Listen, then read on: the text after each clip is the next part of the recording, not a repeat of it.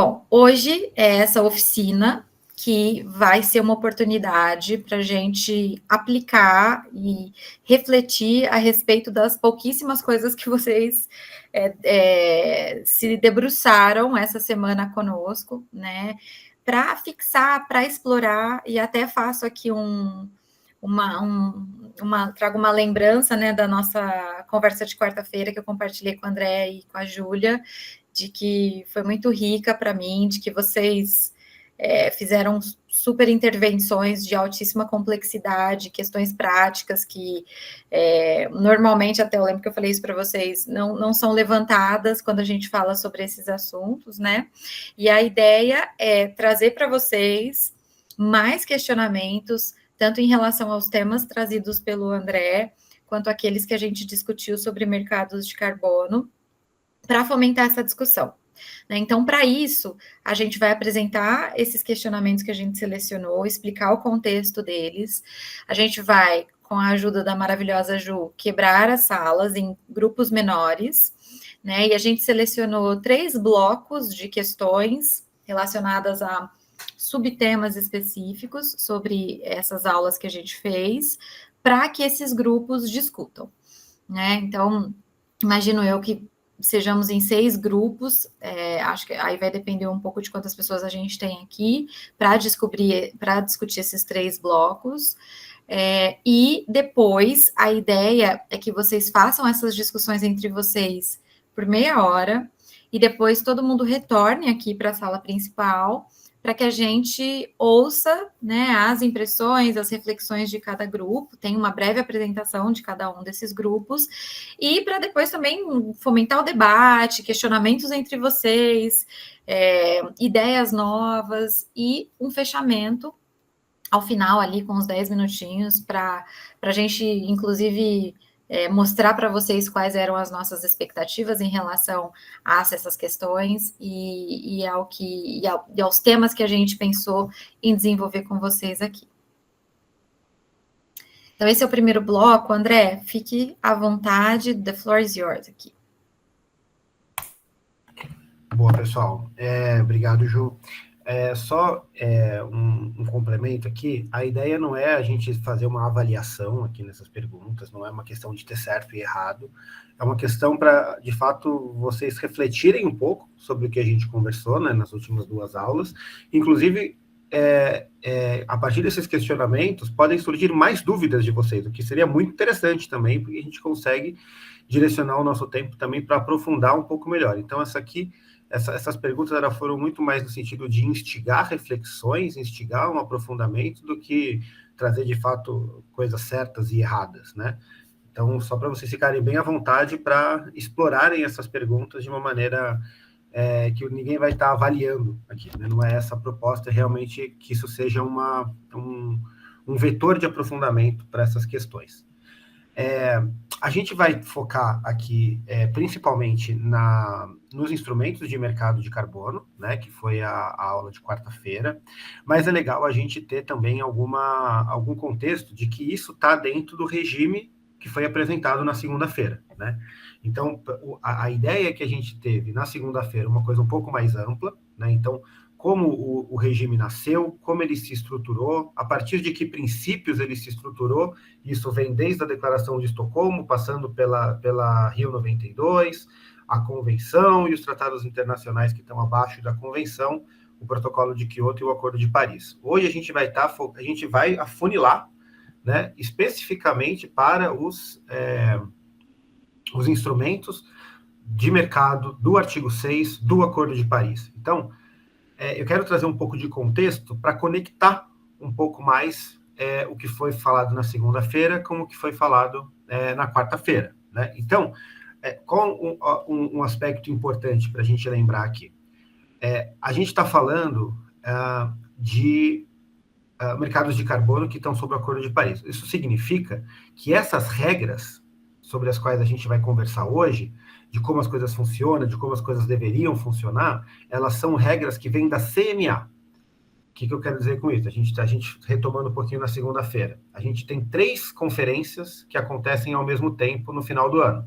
A COP, quando as coisas são relativas à convenção, a CMP, quando as coisas são relativas ao protocolo de Kyoto, sim, ainda existe, e a CMA, que é quando as coisas são relativas ao Acordo de Paris. Então, sempre que a gente está falando aqui de 6.2, 6.4, para a gente entender como essas regras foram estruturadas, a gente vai sempre ter que olhar para decisões da CMA. A maioria delas está...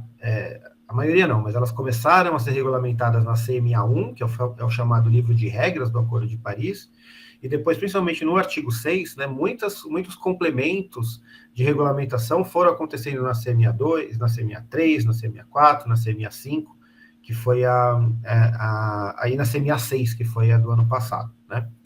Uma outra coisa importante, quando a gente está falando aqui do artigo 6.2 e do 6.4, a gente está falando também de instrumentos de mercado que também tinham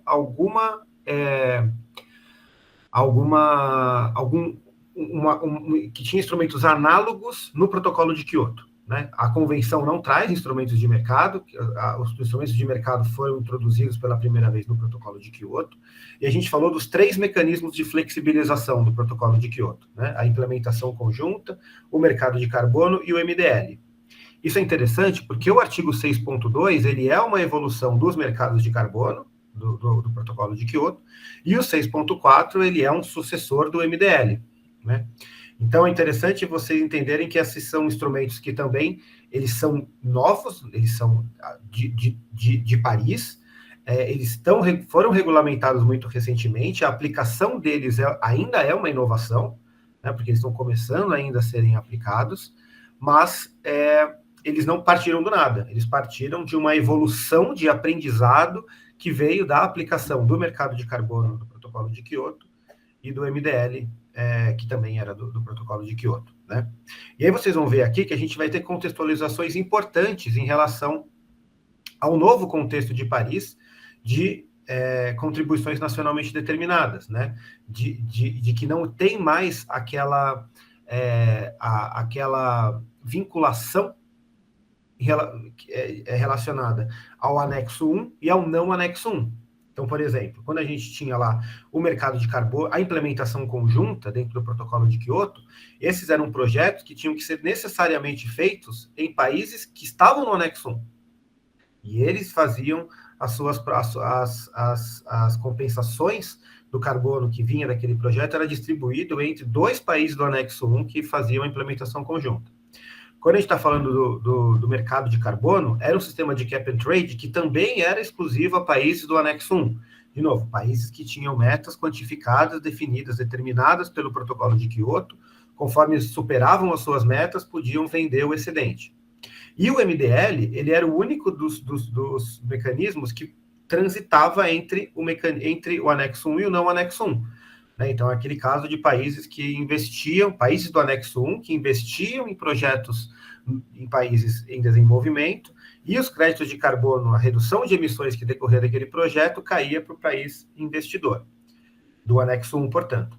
Quando a gente está falando aqui do do Acordo de Paris, a gente está falando de um nível de complexidade muito, muito diferente. Não vou falar que é maior, mas é um nível de complexidade muito diferente, porque a gente sai da lógica de anexos, não existe mais anexos. Existe uma terminologia no Acordo de Paris entre países desenvolvidos e países em desenvolvimento que se aplicam principalmente para questões de financiamento. Eles não são relevantes do ponto de vista da aplicação desses instrumentos de mercado. E aqui a gente tem todos os países tendo metas, coisas que não aconteciam antes. Então, a gente está fazendo trocas de carbono entre países que sempre têm metas. No caso do MDL, por exemplo, não acontecia isso. A gente vai estar falando aqui de trocas a partir de excedentes de metas que são nacionalmente determinadas. Então, como a gente garantir que a ambição não vai ser prejudicada? Eu vou colocar uma ambição mais baixa para sobrar mais e aí eu posso negociar. Ou seja, esses mecanismos também foram feitos para mitigar esse tipo de problema. Então, é sobre isso que a gente quer que vocês reflitam. Então, quando a gente fala de princípios que a gente abordou desde Estocolmo relacionados ao direito ao desenvolvimento, a soberania sobre os recursos, tudo isso aqui é um pano de fundo que é importante vocês considerarem na análise, né? E agora, nesse contexto de que estamos falando de metas nacionalmente determinadas, uma ambição também que tem que ser periodicamente revisada para que a gente consiga chegar na meta de 1,5 grau, e instrumentos de mercado que precisam ter regras muito verificáveis, para que não tenha dupla contagem, para que não tenha países que estão se dando bem com o esforço de outros, e também a gente tem que considerar que não tem nenhuma parte da sociedade específica que está sendo prejudicada com o benefício de alguém que está gerando créditos, por exemplo. Então, é esse tipo de reflexão que a gente quis trazer para vocês hoje. E aí a gente separou essas perguntas em 3 blocos. Esse primeiro bloco, ele fala sobre os mecanismos de cooperação internacional estabelecidos no artigo 6.2 e no 6.4, ou seja, o mercado de carbono em si e esse mecanismo de geração de créditos por projetos, né? Falando em termos mais genéricos. Então, que tipos de projetos de mitigação poderiam ser considerados mais ambiciosos do ponto de vista da NDC de um país, e como a participação nesses mercados pode influenciar positiva ou negativamente o nível de ambição climática nacional. Veja, para colocar a pulga atrás da orelha mesmo. Vamos falar de influências positivas e negativas, né? Não tem uma defesa do mecanismo aqui, é justamente para refletir como ele ajuda, como ele eventualmente pode atrapalhar, ou se a determinada forma de aplicação pode ser positiva ou negativa, né? No contexto do artigo 6.2, como a transferência dos ítmos, interessante, mais um contexto, mais um termo para a gente revisitar, né? Que são os créditos, entre aspas, né? Os direitos de emissão, para outro país pode afetar o cumprimento NDC do país vendedor, considerando a obrigatoriedade de ajuste correspondente. Isso cai naquele meu exemplo de que por que um país vai colocar uma meta mais ambiciosa? Não é melhor ele colocar uma meta menos ambiciosa para ter excedente e aí comercializar? Então, é esse tipo de coisa também que a gente vai entender como resolver esse tipo de questão. No 6.4, quais critérios devem ser considerados para que um projeto gere esses créditos, né, o A6ERs, reduções certificadas, né, do mecanismo centralizado, e como a venda desses créditos para outras partes pode impactar a trajetória do cumprimento do NDC. Ou seja, comprar crédito atrapalha ou ajuda a NDC? Atrapalha ou ajuda quem está hospedando o projeto? Esse tipo de reflexão. De que forma o Brasil pode se beneficiar da participação dos mercados de carbono regulados pelo artigo 6.2 e 6.4 do Acordo de Paris, e quais oportunidades estratégicas podem ser exploradas a partir desses mecanismos? Ou seja, trazer um pouco para a nossa realidade no Brasil, entender como aqui essas coisas são aplicadas e como o Brasil pode tirar proveito disso. Pode passar, por favor, Ju? No bloco 2, a gente já vai falar de envolvimento de comunidades locais e povos indígenas. Lembrando que esse termo, comunidades locais e povos indígenas, esse é o termo que é utilizado pela UNFCCC, né? Essa é uma nomenclatura, um termo, né, um conceito definido dentro da UNFCCC. Em outros lugares não se usa exatamente essa definição, mas a gente trouxe a definição que é utilizada nas negociações, né? Então, o envolvimento dessas comunidades é crucial para o sucesso e da participação do país nos instrumentos do artigo 6, mas ainda são extremamente pontuais as menções aos direitos e salvaguardas socioambientais dessas comunidades nas operações desses mercados. E é nisso que a gente quer refletir, né? Como garantir uma participação efetiva e justa das comunidades locais e povos indígenas nos projetos vinculados aos mercados de carbono, do artigo 6, e quem deve ser o responsável por fiscalizar seus direitos e a integridade socioambiental desses projetos. Diante da ausência de regras específicas sobre essa participação das comunidades nesses mercados, como essas populações podem ser capacitadas para aumentar, ou seja, se não tem uma regra que faz, o que a gente pode fazer para fomentar, para que elas se tornem também agentes ativas nesse processo e não só passivas e eventualmente prejudicadas dentro desse contexto. Ju, se você quiser fazer algum comentário, qualquer adição aí, fique completamente à vontade, hein? Obrigada. Vai lá. Mais uma desse bloco, então a gente separou em slide só para as coisas não ficarem muito apertadas, mas vocês vão ver que tem o bloco vermelho, o bloco verde e o bloco amarelo, né? Nesse contexto que as perguntas vão ser divididas entre vocês. Então, a gente agora está falando sobre um caso de transferência dos ITMOS, né? A aplicação já, né, na prática, do artigo 6.8. Só tem até hoje um único exemplo de transferência desses créditos, que é o caso de um acordo de cooperação entre a Tailândia e a Suíça. No entanto, outros projetos estão em avanço, seja em relação à negociação de acordos, construção de legislação interna, organização de órgãos para monitoramento, entre outras questões procedimentais e negociais. Nesse processo, o desenvolvimento de tecnologias que trabalhem o potencial de geração do ITMOS em cada região se faz importante. Conhecendo a matriz e oportunidades brasileiras, levando em conta a instituição da lei do mercado de carbono brasileiro, né, que é o SBCE, e os seus princípios norteadores, bem como os projetos do MDL existentes. Nesse contexto todo, ou seja, só existe um exemplo sobre o ITMOS. É necessário ter uma legislação e uma tecnologia interna para a aplicação desses projetos. E conhecendo que o Brasil já tem uma lei do SBCE, já tem uma experiência em recepção de projetos de MDL. Tendo todo esse contexto, que outros projetos de carbono com mais benefícios seriam possíveis no Brasil? E isso é muito interessante ser pensado em conjunto com a pergunta anterior, elas são no mesmo bloco. Então, as salvaguardas para comunidades locais, povos indígenas, também tem que ser um ponto interessante de ser considerado nessa pergunta também. A ideia é que elas sejam pensadas em conjunto. E passando para o bloco 3, recentemente foram noticiados esquemas de crédito de carbono no Brasil ligados à extração legal de madeira. Na notícia é dito que há uma investigação que os projetos de compensação de carbono estão permitindo o desmatamento em vez de evitá-lo, levando sérias dúvidas sobre o futuro dos mercados voluntários. Há uma certa preocupação, sobretudo em relação à compensação das emissões, por meio de créditos de carbono, que são os offsets, seja no âmbito do 6.2 e 6.4 ou dos mercados voluntários, pois pode ser visto como uma ferramenta útil ou como um obstáculo à ambição climática do país. Então, a gente está falando aqui sobre como esses projetos podem, inclusive, ser utilizados para fins escusos, né? E como evitar que isso aconteça. Então, quais são os principais argumentos que a gente pode compor a favor e contra o uso de mercado de carbono no artigo 6, já que a gente já tem exemplos de que mercados de carbono, de maneira geral, já foram utilizados para fins que não são necessariamente sustentáveis e para redução de emissões, né? E em que condições eles podem contribuir positivamente para a trajetória de descarbonização nacional, então, mais uma vez, trazendo para o contexto nacional essa questão.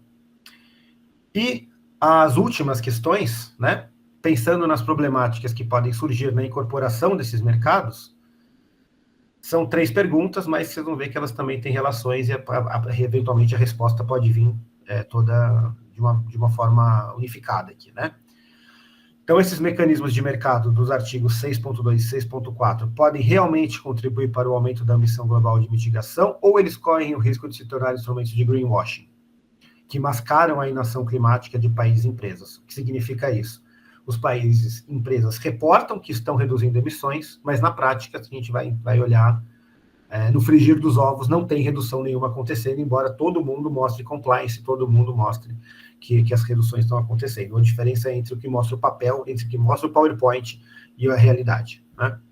Os países em desenvolvimento, como o Brasil, têm condições equitativas de acesso e participação dos mercados de carbono regulados pelo artigo 6, ou o desenho atual favorece desproporcionalmente países desenvolvidos e grandes emissores? Esse é um ponto importante.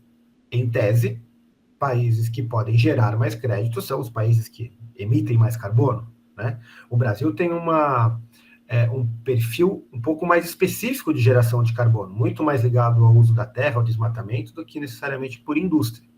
Então, esse é um ponto interessante para entender como os mercados de carbono acomodam essa diferenciação, ou se ele realmente é uma coisa que privilegia em excesso países desenvolvidos e mais emissores. E, por fim, como a escolha entre projetos com ou sem adicionalidade robusta, por exemplo, projetos que de fato não ocorreriam sem a receita do carbono, influencia o nível de ambição climática e como os países podem estruturar sua carteira de projetos para manter ou aumentar sua ambição climática, enquanto participam ativamente dos mercados de carbono internacionais. E aqui a gente traz mais um conceito essencial quando a gente fala de mercado de carbono, que é o conceito da adicionalidade. né? Ou seja, esses projetos, para pararem de pé, eles só podem acontecer num contexto em que esse dinheiro do mercado de carbono o fomenta.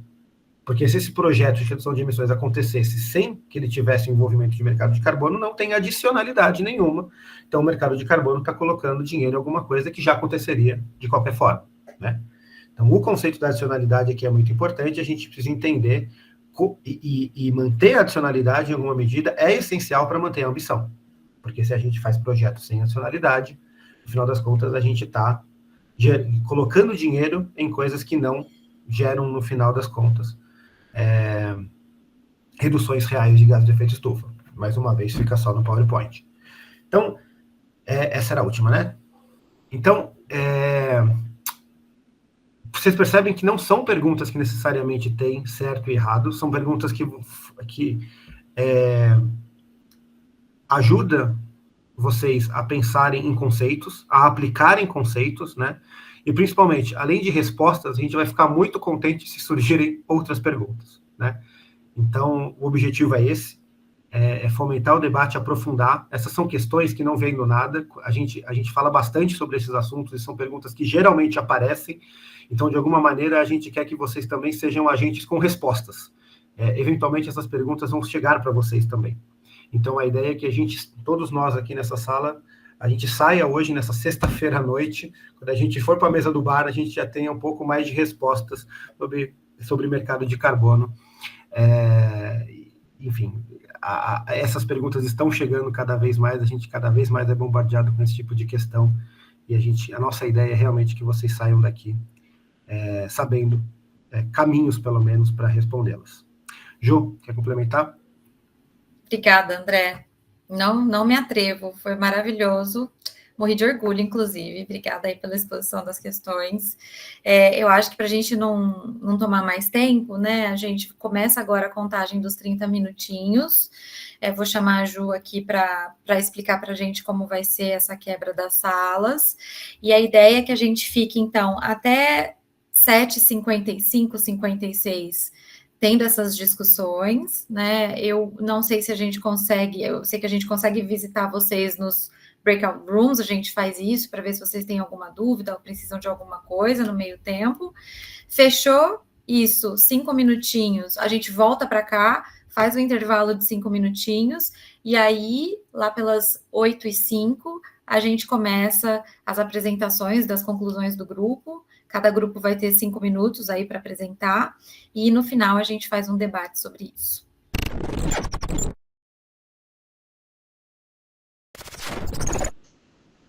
Bom, agora chegou a hora da gente compartilhar aquilo que cada sala discutiu, concluiu.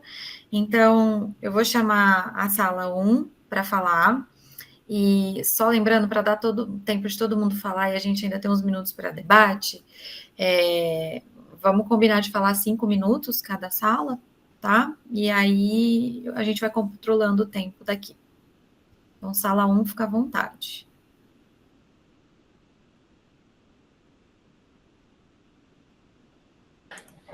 Oi. Aqui, ok. Pedi para as minhas colegas, né, a Daniela, o pessoal, se quiser se manifestar aí também, se alguém quiser começar, eu estou com as anotações aqui. Se alguém quiser começar.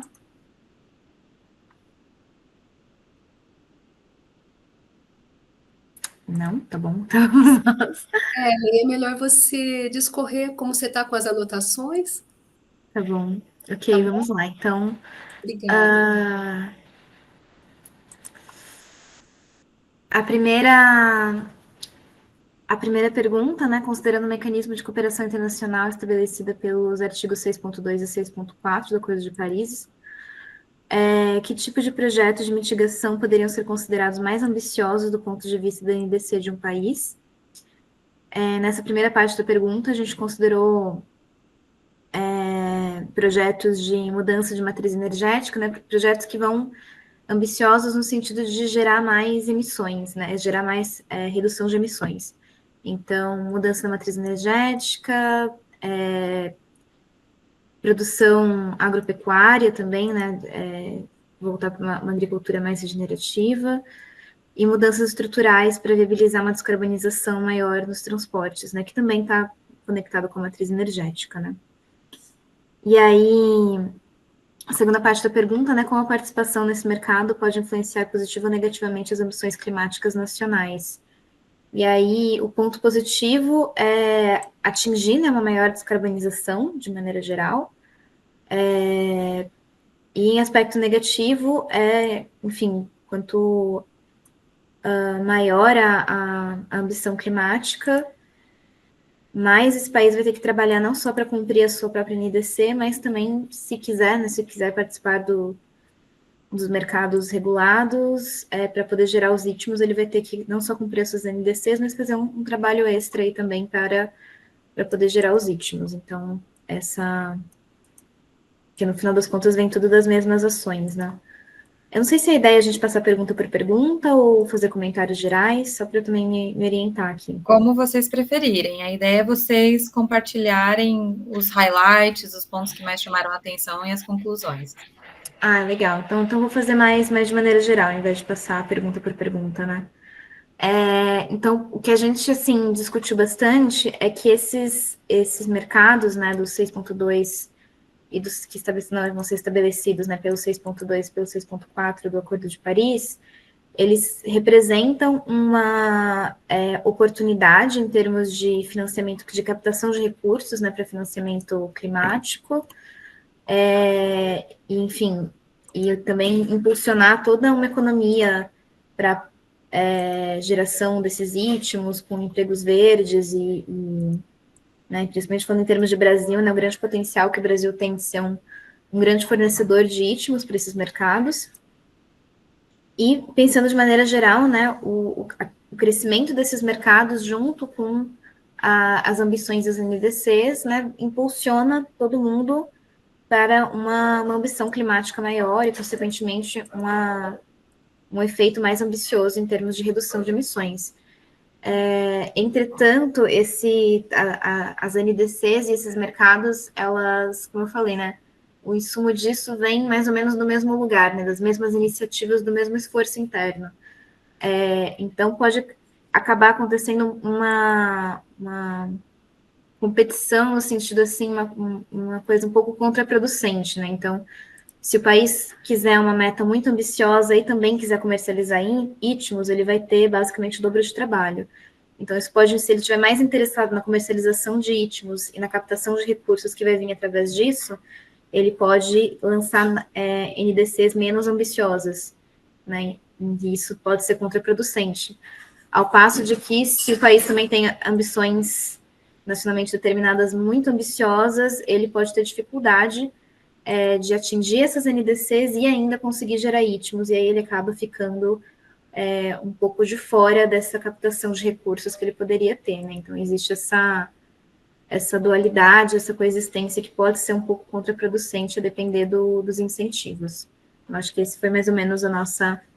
E o Brasil nisso tudo, né? Com esse potencial para a geração de ritmos, mas, ao mesmo tempo, com uma série de desafios para o cumprimento das próprias NDCs, como a redução do desmatamento, que é o maior desafio, e metas de restauração.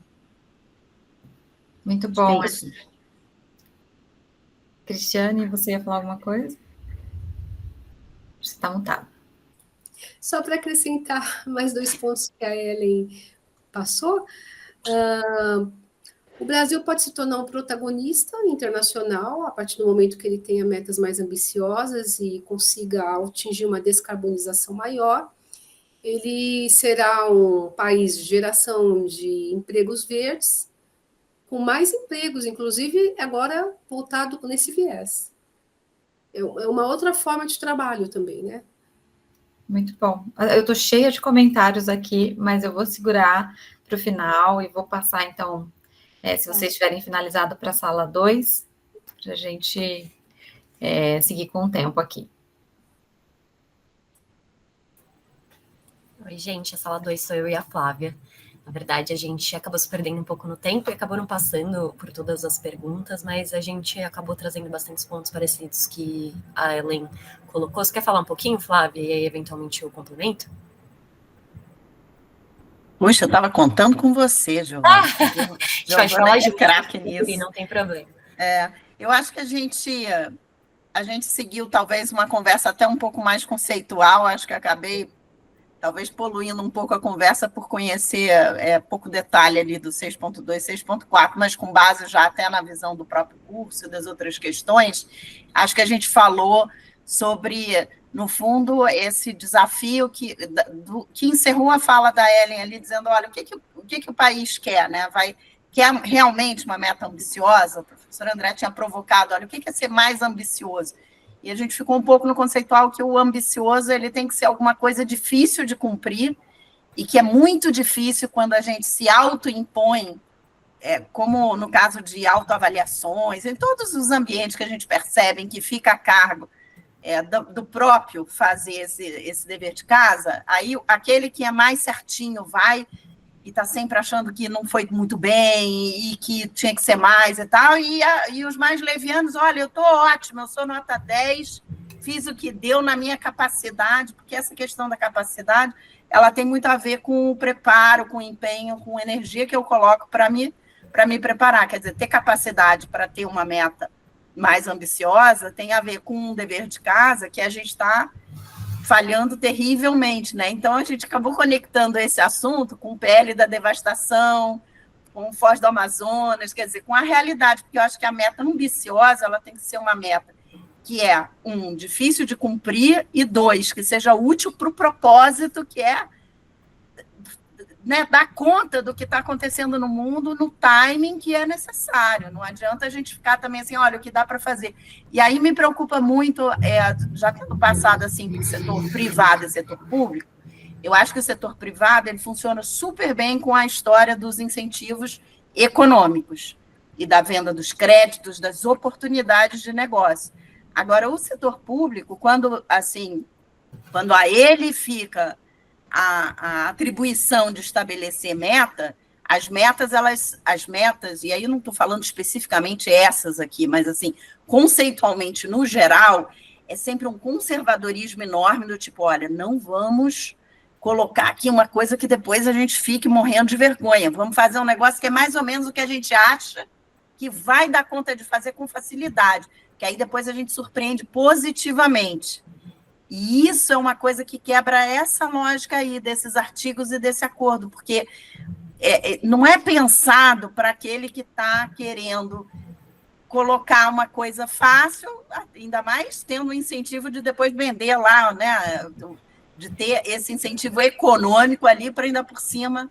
Então, eu acho que o risco é muito grande, a gente conhecendo a cultura brasileira, conhecendo os problemas brasileiros, a gente tem que tomar um cuidado redobrado na hora de tirar isso do papel e trazer para a prática, porque eu acho que realmente os desafios são grandes. Mas aí a gente ficou nisso, né, Giovana? Você não quer complementar assim, com a parte mais eu acho que, na verdade, aí? As perguntas elas perpassam muito essa questão de benefícios e malefícios, então riscos e benefícios do mercado de carbono, né? Na verdade, dessa face mercadológica aí dos créditos de carbono.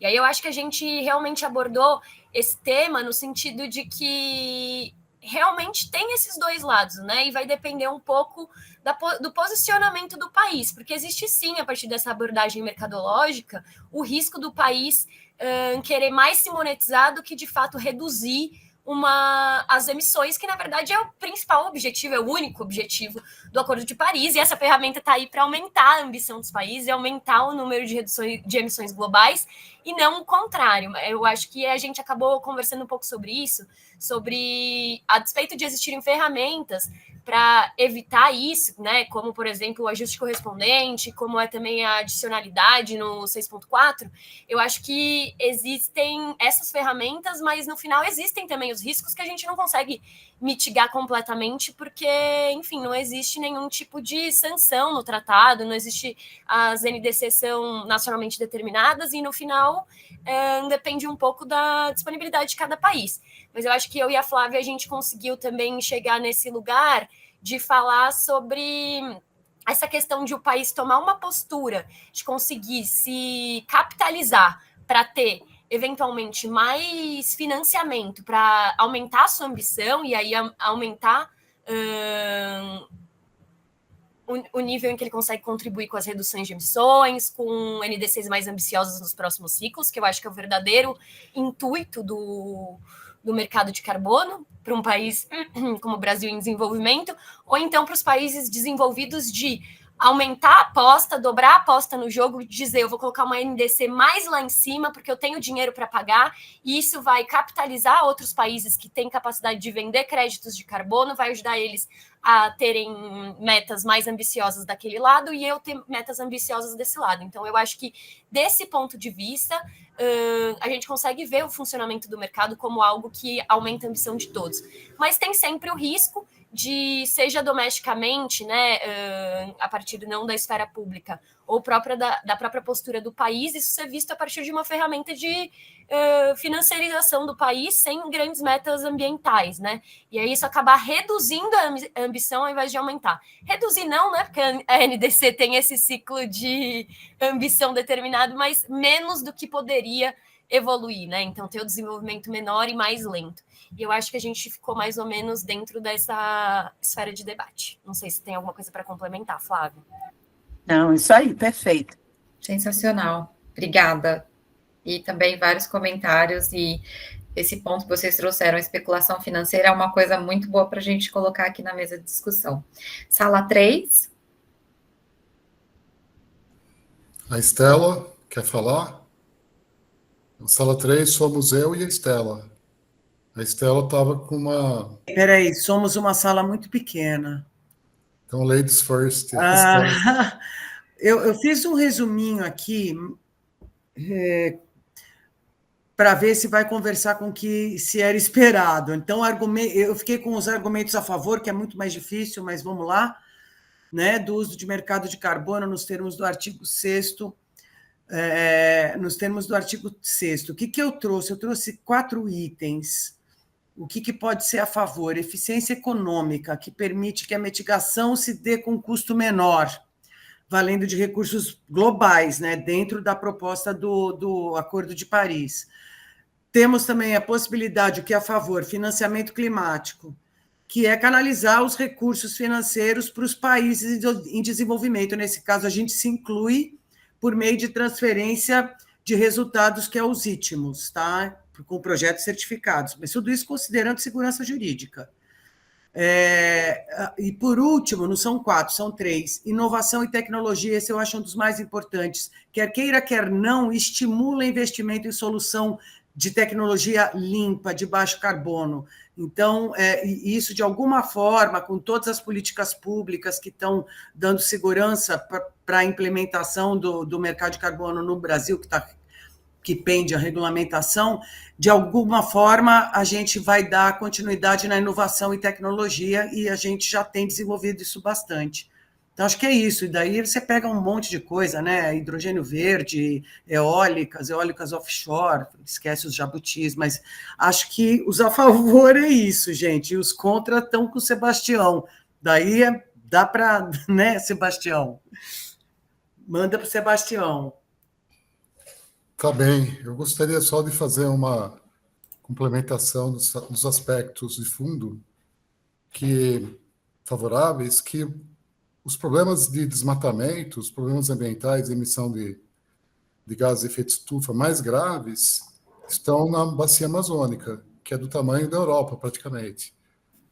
Então, uma imensidão territorial que tanto o ente nacional como os subnacionais, na história, né, da trajetória histórica, desde, sei lá, colônia, império, república, nunca houve capacidade orçamentária do Estado brasileiro de fazer conta com ações de controle e fiscalização, tanto na área administrativa quanto na área criminal mesmo.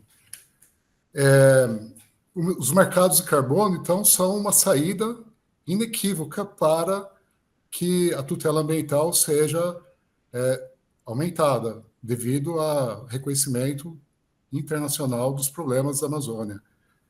Eu tinha uma revista Times, em 1989, que falava da capa da revista Times, já falava de deflorestamento. falava que a Amazônia estava sendo queimada. Ela podia ser, se eu achar que eu passo, compartilho com vocês. Ela poderia ser uma caveira e no fundo está fogo e Amazônia. Poderia ser de hoje essa matéria. Então, depois de 35 anos, o mesmo problema. Então, a iniciativa do mercado do carbono é inevitável.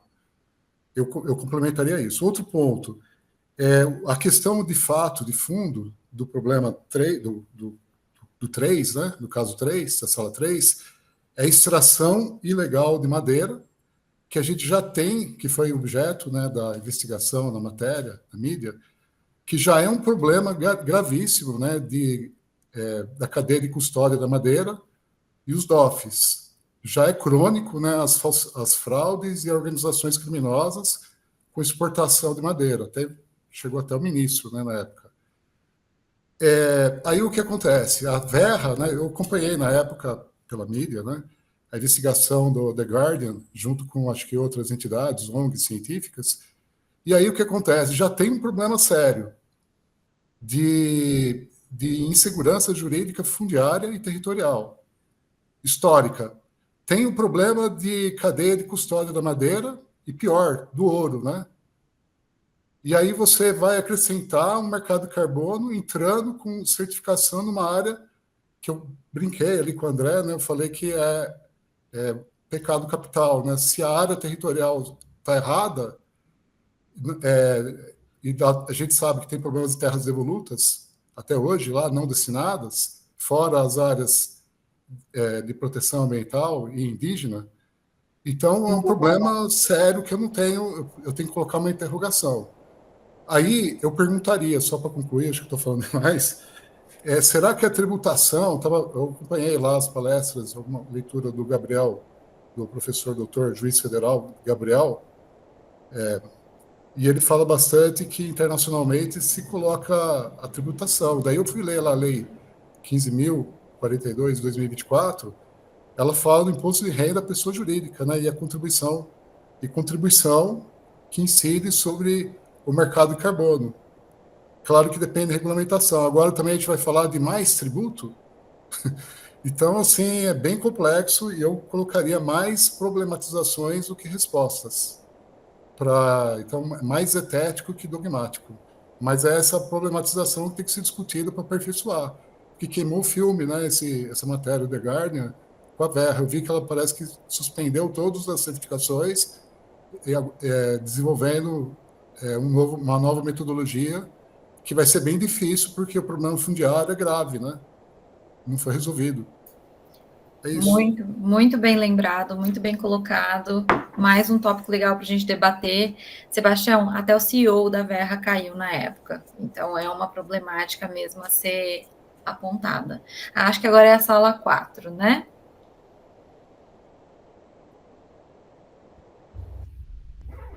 Tá bem. A sala 4 é Laura, Larissa e eu. Se as colegas quiserem começar a falar, senão eu falo e elas interrompem ao momento que for necessário. Bom, a nossa sala ficou... Acho que o núcleo das perguntas para nós discutirmos foi a questão das comunidades locais e povos indígenas, né? Perguntas especificamente como garantir a participação efetiva e justa destes nos mercados de carbono, e a segunda em relação à capacitação, a importância da capacitação e como essas populações podem ser capacitadas para atuar de forma equitativa, considerando os princípios de salvaguarda socioambientais. Bom, quanto à primeira questão da participação efetiva, nós entendemos que essa participação ela deve ser garantida por meio de leis que assegurem consulta e consentimentos prévios, livres e informados. Isso aí toca na questão da necessidade de interação com outros regimes jurídicos, como direitos humanos e Declaração dos Povos Indígenas, também Convenção 69 da OIT, que prevê essa consulta livre, prévia, informada, e que já nos traz todo o debate da dificuldade de implementação dessas regras, tanto internacionalmente quanto localmente, né? Isso também pode ser feito por mecanismos e instrumentos de participação, inclusão, monitoramento dessa participação. Tem o Acordo de Escazú também, que é um instrumento internacional que o Brasil ainda não faz parte. Mas, então, a necessidade de criar autoridades, criar conselhos, talvez comitês locais, para que essas comunidades e povos indígenas possam participar e garantir essas salvaguardas. Eu trago aqui o exemplo do Rio Grande do Sul, da transição justa do sul do estado, uma comunidade em Candiota que a única fonte de renda econômica dela é a extração de carvão. Então, existe a necessidade de trazer essa população para o debate e as formas de como ela vai ser compensada. Aí, acho que a minha colega Laura fez uma reflexão muito interessante sobre a dimensão social dessa adicionalidade, se ela quiser contribuir, aí, valor social do crédito, acho que é bem interessante. A gente trouxe, assim, até refletindo um pouco sobre e aí já extrapolando, Matheus e Larissa, que enquanto os outros grupos estavam falando, eu vim refletindo. Por serem mecanismos muito novos, a gente tem, nós aqui, Brasil e outros países, a gente precisa... É um desafio muito grande, assim, que vão exigir, talvez, regulamentações e aparatos adicionais de proteção das comunidades, né? Como o Matheus trouxe, que aconteceu no Sul. A Larissa também trouxe um outro exemplo que ela vai falar logo na frente, logo na sequência, sobre o Nordeste. Então, assim, o que a gente vê é a necessidade dessas proteções e que a atuação, quando houver, né, a aproximação com a comunidade, quando houver, que ela seja justa e que ela possa trazer benefícios, inclusive, para o próprio valor do crédito de carbono. Então, e aí a gente pensa na necessidade de ter uma boa governança para verificar se essa comunidade, de fato, ela está sendo bem inserida, se ela está sendo bem remunerada, bem protegida, para que esse crédito, de fato, tenha um valor mais expressivo. Então, acho que esse é meu complemento nesse ponto. E aí eu queria só trazer também o caso das usinas eólicas, né, das grandes implantações de indústrias eólicas aqui no Nordeste, que já é sabido e conhecido que traz muito impacto para as comunidades locais quando os parques são instalados, né, tira acesso das pessoas ao mar, renda, enfim, tem grandes problemas e já existem movimentações de criação de salvaguardas, já existem movimentações para que consigam proteger mais essas comunidades. Então, acho que poderia ser um lugar a se espelhar, ver o que está acontecendo, as maiores inovações nesse campo das eólicas, para trazer como exemplo para cá, né? Pois não. Temos tempo ainda? Um minutinho. Tá. Não, eu queria trazer também a questão como que pode ser garantida essa participação e capacitação. A criação de associações, cooperativas e comitês é algo que precisa ter um desenvolvimento normativo disso, mas também não basta criar lei para isso, e sim uma preocupação com a implementação disso. E com isso eu trago o exemplo dos comitês de bacias hidrográficas, que existem, estão previstos em leis, mas, no entanto, planos diretores e desenvolvimento urbano não os levam em consideração, o que tem efeitos catastróficos, como se viu nas enchentes que ocorreram no ano passado aqui no Rio Grande do Sul. Então, a importância de criar mecanismos de participação e monitorar sua implementação ao longo do tempo são desafios muito grandes. Muito bom. Assim, se fosse para destacar palavras-chave que vocês trouxeram, governança, vocês foram no cerne da questão, e esse benchmarking que vocês identificam com outras políticas públicas também é uma coisa muito positiva quando o assunto é tão novo assim como mercados de carbono. E agora a sala 5.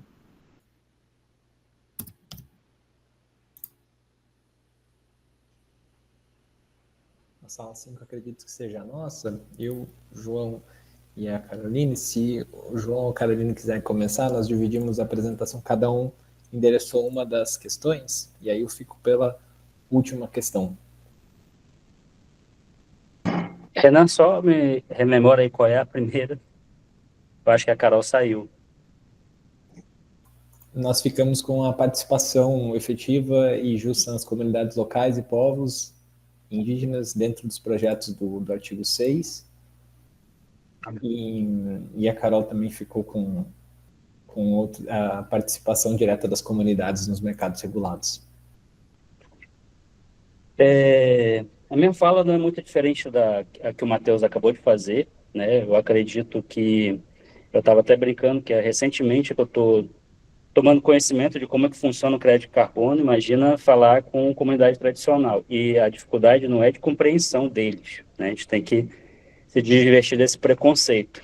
Na verdade, é porque realmente atrapalha muito a dinâmica, e eu falo aqui do estado do Pará, da região do Tapajós, a gente já percebe que comunidades quilombolas e lideranças indígenas criticam muito o fato deles ainda não perceberem como funciona esse crédito de carbono, e aí a necessidade, sim, da consulta e do consentimento livre, prévio e informado, e como isso funciona na dinâmica territorial, porque o que vem trazendo preocupação é que eles estão colocando como seria possível, né, dentro dessa negociação, desse crédito de carbono, se eles, em algum momento, teriam que atuar por uma espécie de deixar a natureza intacta, né? E isso impacta muito os modos de vida e subsistência desses povos que necessitam de áreas maiores, né, para sobreviver. Então, talvez a maior dificuldade seja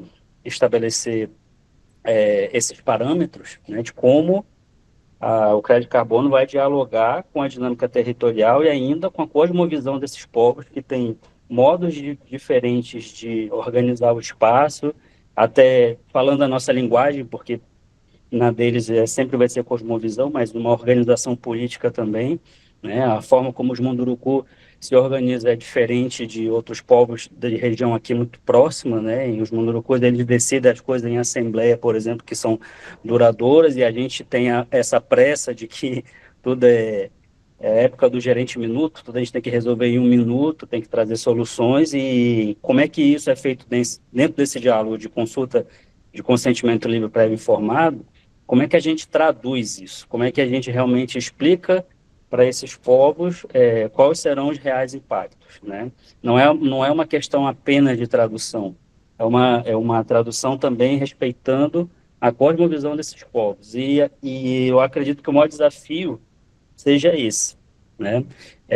Falaram também aqui inovação tecnológica, eu também acredito no papel da inovação tecnológica, da tecnologia social, né? Fazer algo de baixo para cima. A gente não percebe o quanto que nós atuamos em políticas de cima para baixo. E quando a gente tem contato com esses povos, a gente começa a entender que aquilo que a gente pensou talvez não é o mesmo para aquela região. A Amazônia é muito grande para a gente falar que uma solução pensada na Foz vai ser a mesma solução pensada agora aqui no Encontro das Águas, na região de Santarém, que é o Rio Tapajós e o Rio Amazonas.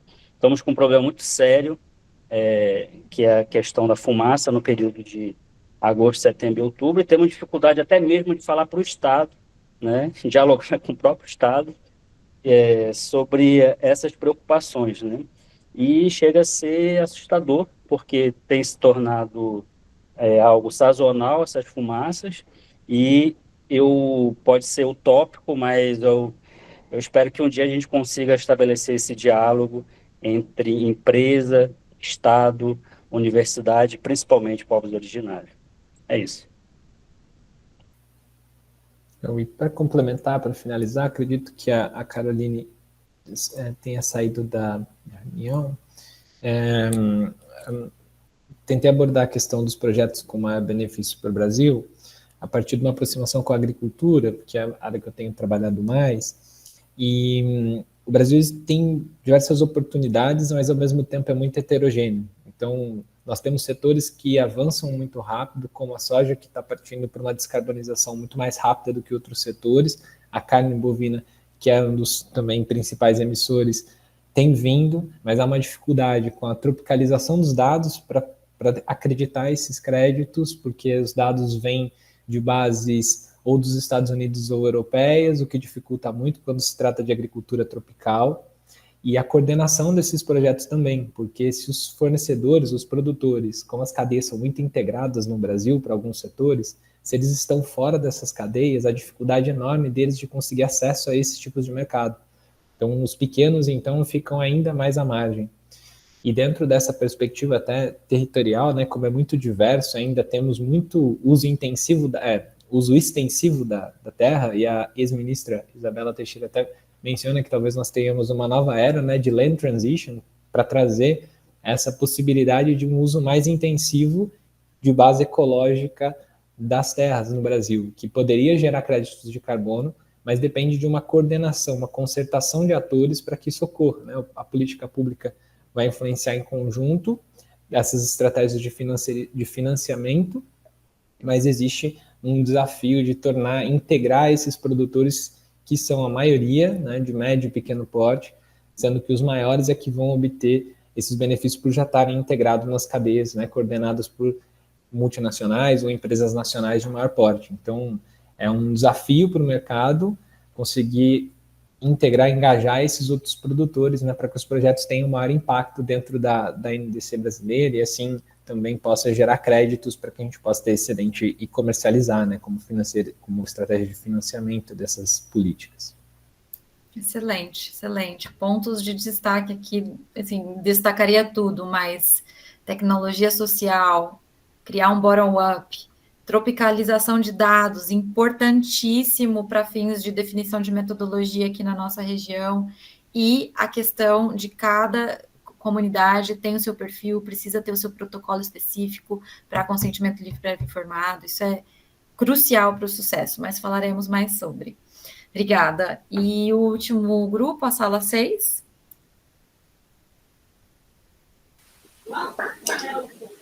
Olá, sala 6 somos eu, Vanessa e a Melanie.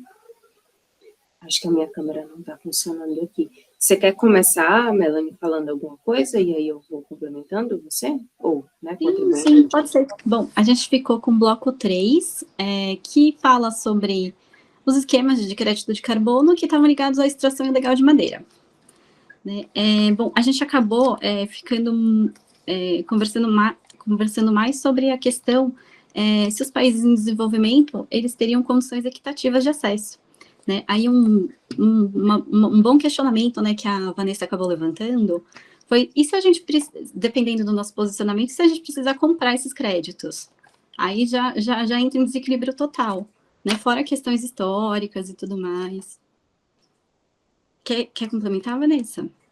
Exatamente, eu ia falar justamente isso, né? O ponto que a gente mais discutiu foi justamente essa questão do fundo climático para a gente, que está ligado à ambição climática do Brasil, né? Posicionada nessa preocupação que é global, o atendimento das NDCs, como é que a gente vai se posicionar com relação a isso, e principalmente uma questão que é uma preocupação bem nossa aqui do Brasil, que é o primeiro contexto que aparece aqui para a gente, é uma notícia sobre esquemas de crédito de carbono no Brasil ligados à extração ilegal. Então, assim, a gente sabe que essas questões de fraude serão uma preocupação importantíssima que teremos que levar em consideração pensando na realidade brasileira. Então, assim, como é que tudo isso coloca a gente no mercado de carbono? A gente entra para o jogo em condição de equidade com os outros países, a gente tem um fundo de investimento suficiente para a gente entrar no jogo e, se quiser comprar, como a Melanie falou, a gente tem bala na agulha para isso. Se a gente quiser vender, como é que está a nossa produtividade? As empresas... o terceiro ponto de uma das questões que foram colocadas aqui para a gente também é sobre essa questão da ambição climática, né? A gente tem essa ambição, realmente, é uma preocupação tanto do governo quanto da iniciativa privada se posicionar com relação a essa preocupação da emissão dos gases de efeito estufa, que a gente sabe que é uma preocupação que a gente precisa adotar alguma providência, já deveria ter feito isso há muito tempo atrás, na verdade, então agora a gente quase está correndo atrás do prejuízo. Então, a gente meio que, um pouco de tudo que foi falado aqui, a gente poderia trazer um pouco para as nossas reflexões, mas eu acho que a gente pensou muito sobre essa questão do fundo climático e sobre a ambição climática também do Brasil, pensando no mercado global. Né? Tem mais alguma coisa? Sim, só complementando, né? Uma coisa que acabou indo em todas as perguntas, né? Para a gente conseguir implantar isso mesmo, para que dê certo, a gente tem que ter um sistema e uma fiscalização fortes e confiáveis, né? Para realmente saber, está realmente cumprindo ou está sendo um instrumento de greenwashing. Exatamente. Foram esses pontos assim principais que a gente conseguiu discutir no nosso tempo. Excelente. Aqui vocês falam muito sobre descer para o nível doméstico, né, para se trazer essa segurança jurídica, se trazer essa integridade ambiental da participação no mercado, e isso é fundamental, né, criar uma política pública, como a gente conversou na quarta, né, artigo 6.2, precisa de política pública, precisa do arcabouço doméstico, e precisa ser desenhado como vocês falaram, com essa segurança para ter credibilidade no mercado e evitar um tiro no pé, inclusive. Gente, fechamos, temos aqui 11 minutos, mas eu quero gastar uns segundos aqui parabenizando vocês demais, porque, assim, vários de vocês disseram que não tinham familiaridade com o tema, que não sabiam se estavam caminhando no sentido correto da exploração dessas questões. Foi, assim, primoroso assistir vocês, pontos levantados aqui de extrema relevância, que estão sendo discutidos em negociações para a criação desses mercados e a nível doméstico de política pública, que são os calos mesmo, né, das pessoas, né, consentimento livre prévio informado, o sistema de governança, segurança jurídica, tropicalização de dados, a ambição. Vocês falaram muito sobre essa questão de ambição, e isso realmente é o que mais pega, né? E aqui eu só quero fazer um pequeno comentário sobre, talvez o André tenha conversado sobre isso com vocês, e André, me complemente, por favor, que as metas, né, a NDC, ela tem a sua meta condicional e não condicional, né, conditional e unconditional. Isso significa que tem a meta da NDC, que o país se comprometeu em cumprir, e tem aquele surplus, né, isso aqui é o além. Qual é a postura que o Brasil tomou em relação a essa história de seremos vendedores ou compradores de crédito, e que muitos países também tomaram? Eu só vou mexer com isso a hora que eu atingir a minha meta condicional. Passado isso, eu vou usar o ITMO e eu me coloco essa possibilidade na minha NDC de usar o artigo 6 para fins de incremento da minha ambição. Então, existem vários desses mecanismos que traz essa segurança que vocês destacaram aqui, mas eu concordo plenamente, e eu acho que foi até o Sebastião que trouxe uma visão muito interessante, assim, de um mundo de comando e controle, e depois vem um instrumento econômico, caminhando paralelo. Né, caminhando paralelo, então refletir em comando e controle, refletir em instrumento econômico, refletir em políticas públicas estaduais, municipais, se for o caso, para que esses compromissos, de novo, não sejam um tiro no pé, e como alguns de vocês colocaram, a gente não passe essa vergonha, né? Nossa, eu ficaria, sério, eu abriria, já passaria da sem álcool para com álcool aqui, mas vou deixar o André falar, e depois eu acho que vale um espaço para vocês também debaterem entre si. Vai lá, André. Fazer um comentáriozinho só em cima do que você disse, e também queria parabenizar, realmente foi um nível muito, muito interessante mesmo, né? Para quem está numa aula introdutória, num curso mais introdutório, vocês conseguiram, de fato, descer numa profundidade, o que mostra o engajamento de vocês, né? Porque, de fato, as perguntas que a gente colocou não exigiam uma grande profundidade, mas refletia um engajamento na reflexão. Eu acho que isso vocês entregaram muito bem, né? A Juliana, que é a nossa especialista em mercado de carbono, e eu sou mais voltado na ambição, né? Então, por isso que a gente, inclusive, fez esse módulo junto. E aí eu queria trazer um pouco do que a gente conversou na primeira aula, que reflete muito o que a Juliana disse agora. A gente conversou sobre a questão de não ter sanção, né? Até teve uma pergunta sobre isso, o fato de não ter sanção, como é que funciona, se isso não desmotivaria os países. O mau uso do artigo 6 é um outro ponto que também entra no campo da sanção política, entre aspas, né?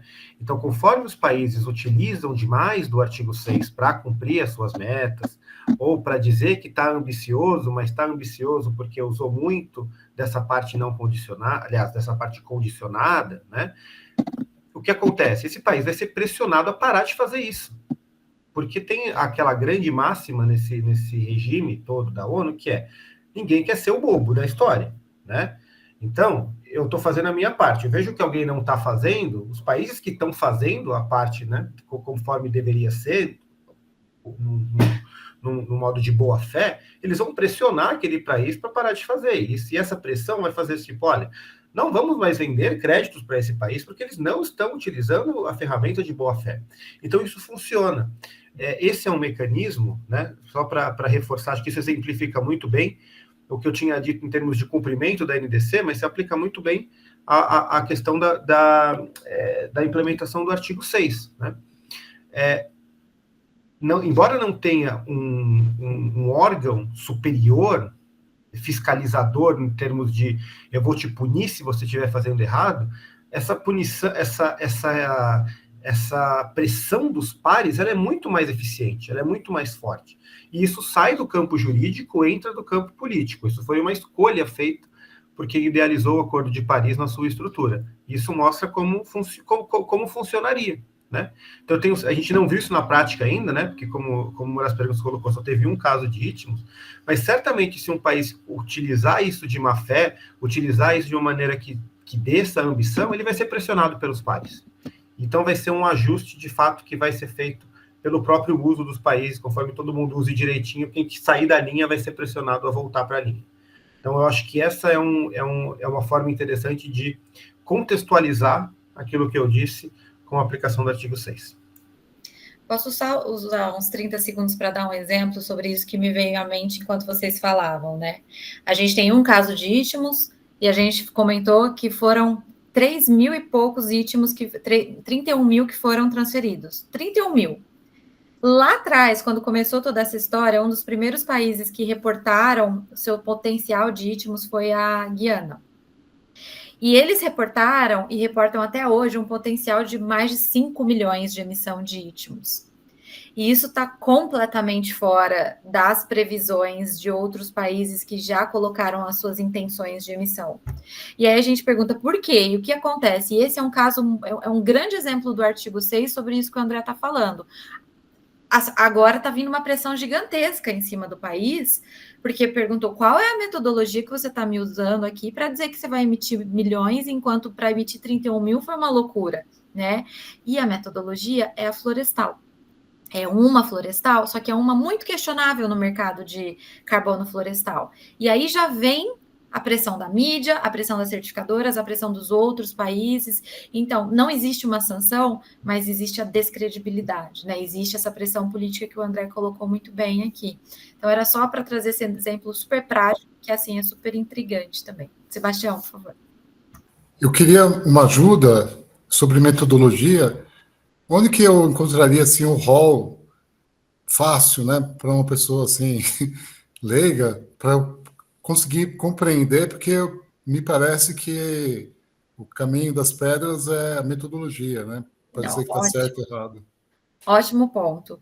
Minha primeira sugestão seria ir no site da Verra, que é a certificadora mais utilizada aqui na nossa região e no mundo também. E lá você tem um banco de dados super autointuitivo, interativo, que você consegue não só pesquisar as metodologias, entendê-las, mas você também consegue pesquisar por projetos e por metodologias. Então, você vai ter exemplos de projetos naquela metodologia mundo afora. Super interessante.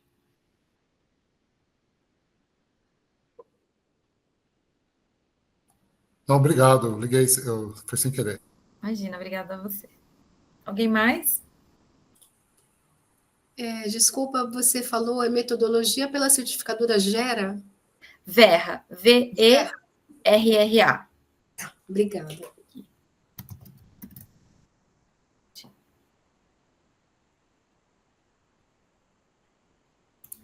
Está mutado, Sebastião. O seu trabalho é verificar essas metodologias, se elas estão corretas, se estão incorretas. Você diz o trabalho da Sala Clima?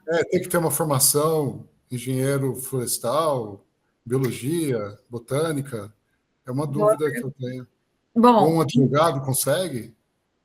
Olha, advogado a gente mete o bedelho ali, né? Mas são metodologias extremamente técnicas, né? Que envolvem ali a engenharia específica da área, porque uma metodologia ela pode ser florestal, ela pode ser redução de emissão de uma unidade fabril, ela pode ser troca de matéria-prima, ela pode ser reciclagem, tem várias frentes de metodologia.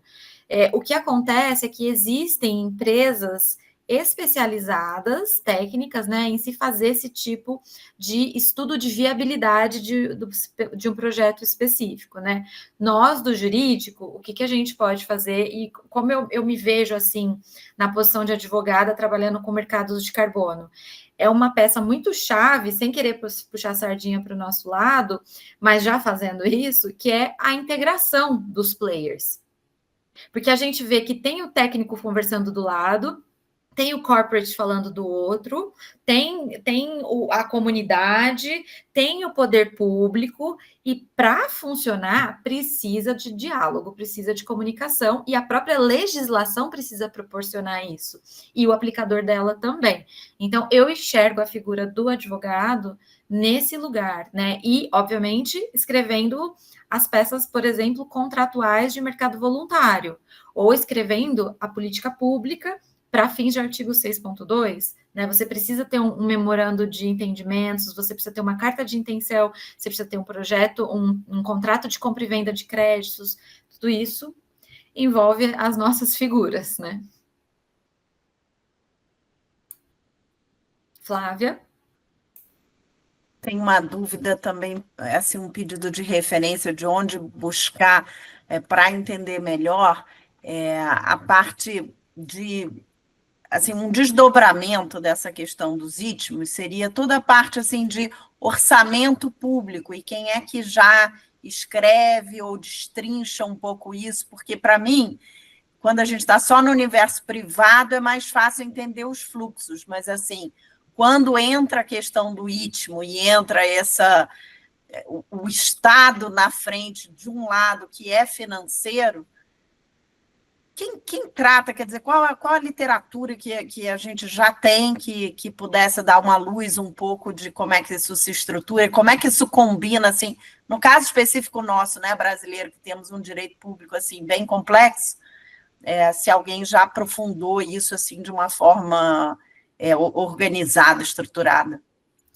Olha, eu vou ser muito feliz em te responder essa pergunta, porque a gente tem a mulher que entende da bibliografia aqui sobre esse tema, que não sou eu, é a Júlia, porque a gente se debruçou nos últimos meses em relação a isso, por conta de um trabalho que foi entender fontes para se ilustrar o status da implementação do 6.2 a nível internacional e doméstico também, né? E depois de muita busca, a gente viu que é escasso mesmo, mas existem algumas organizações sem fins lucrativos internacionais, que são inclusive fomentadas pelos próprios governos interessados em dar esse up no mercado de carbono do artigo 6, que trazem compilam esse tipo de informação. Uma delas, inclusive eu acho, né, Ju, que muitas dessas referências estão nos slides, mas uma delas chama Article 6 Implementation Partnership,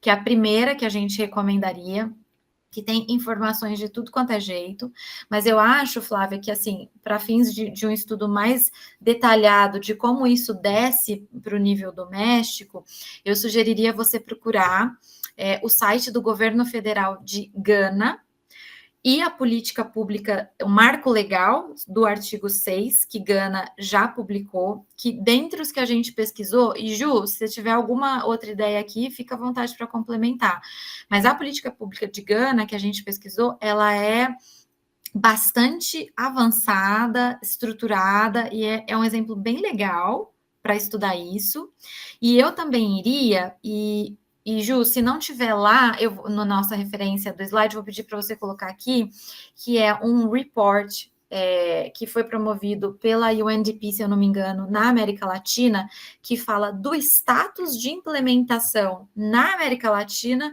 do artigo 6. E lá é muito bacana também, porque ele traz exemplos práticos de metodologias, como vocês perguntaram, de projetos, e como essa interface entre financeiro, investidor, desenvolvedor acontece, Flávia.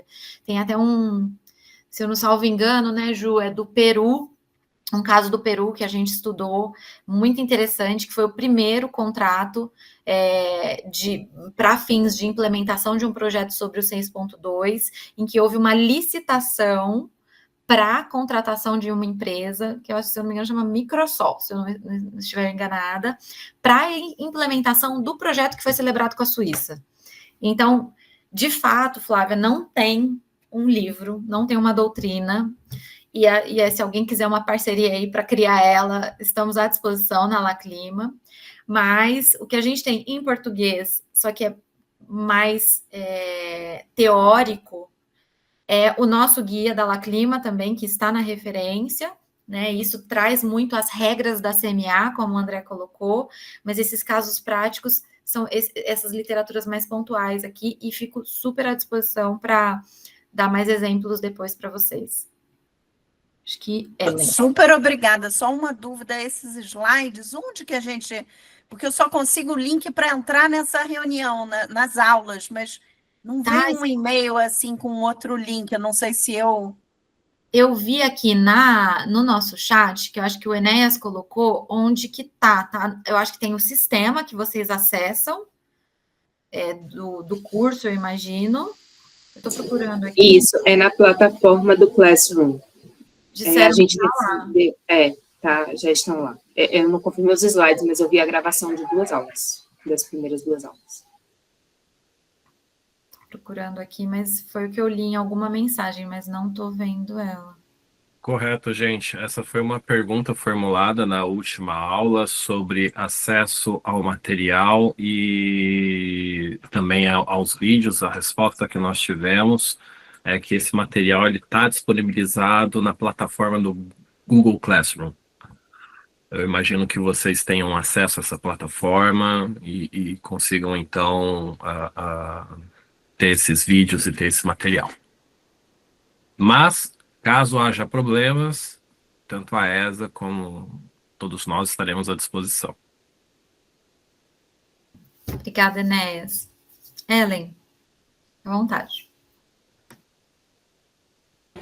Obrigada, Juliana. Obrigada pelo espaço. Não, só queria comentar aqui em alto que eu compartilhei também aqui no chat o link da Verra, que o pessoal perguntou. Também estou compartilhando o link do painel de projetos de carbono florestal que o IDESAN elaborou. Eu estava no IDESAN nessa época. Então, para quem tem interesse de saber onde estão os projetos AFOLU Brasil, né, AFOLU, Restauração, RED, Agricultura, está mapeado aí. A gente tem um Power BI com o PIN, com os principais dados, geração de VCUs, localização, desenvolvedor, enfim, tem todo esse banco de dados. Compartilhei também o link de publicações da La Clima, Juliana, que tem boa parte aí das coisas que você comentou, fazendo esse apelo aí também para consultarem esses materiais da La Clima, que são meu instrumento. E só agradecer aí o curso, estou achando super interessante. Eu trabalho com o mercado de carbono já há mais de 6 anos, mas eu sou do lado técnico, e também queria me colocar aqui à disposição, se o grupo tem mais advogados, e se tiver gente querendo aprofundar um pouco na parte técnica, eu estou disponibilizando o meu contato, e a gente pode conversar. Eu trabalho hoje na conservação internacional, e estou aqui para aprender mais essa parte jurídica, e está fundamentando conceitos muito importantes que eu conhecia, mas que eu patinava bastante. Então, só dar esse feedback, assim, estou super feliz com o andamento do curso. Ellen, muitíssimo obrigada por compartilhar não só as publicações, a sua expertise, colocar à disposição. Amei saber. Se eu soubesse antes desse seu background técnico, eu acho que eu te puxava aqui para dar uma aula para a gente, porque é uma visão extremamente interessante e que conversa muito e que complementa demais o aspecto jurídico. Então, super obrigada aí pela participação. Enéas, não sei, a gente pode encerrar por aqui, a gente estourou o tempo, acho que não tem mais tempo para perguntas, né? A noite é de vocês. O happy hour hoje é aqui. Mas, se quiserem encerrar, encerraremos. Com chave de ouro. Eu não gostaria, mas não vou fazer isso com as pessoas que já foram tão generosas em ficar aqui com a gente até agora. Então, André, eu vou te passar a palavra para fazer o encerramento para a gente. Bom, pessoal, muito obrigado por estarem aqui com a gente na sexta-feira à noite até essa hora. É um prestígio para a gente também ter o tempo de vocês, principalmente numa sexta-feira à noite, né? E eu queria agradecer pela presença nesse primeiro módulo, né? Então, vocês devem ter percebido que a gente tem esse curso estruturado em 2 semanas, são 2 módulos. O primeiro sobre mitigação e os mercados de carbono, e na semana que vem a gente vai falar sobre adaptação, perdas e danos e transição justa, né? Então, a gente vai mudar um pouco a chave, continuar falando de aspectos jurídicos, continuar falando sobre instrumentos que vêm da UNFCCC e do Acordo de Paris. Então, aquela primeira introdução vai continuar sendo muito útil para vocês entenderem o tema de adaptação, tanto o tema de adaptação quanto de perdas e danos.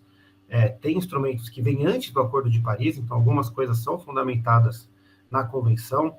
O fundo de adaptação, por exemplo, esse é um ponto interessante, né? Ele é vinculado ao protocolo de Quioto, porque o que fornece recursos para esse fundo é uma porcentagem dos projetos que vinham do MDL.